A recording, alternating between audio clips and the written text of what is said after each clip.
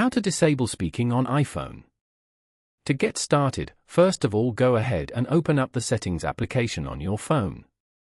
Once you're here, go to Accessibility as shown.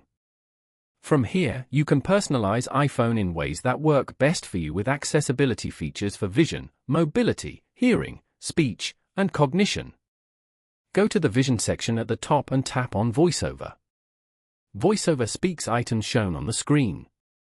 On this page, turn off the VoiceOver feature at the top. Then, go back and tap on Read and Speak.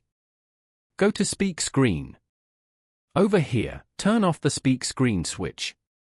Go back again and tap on Speak Selection. Turn off this switch as well.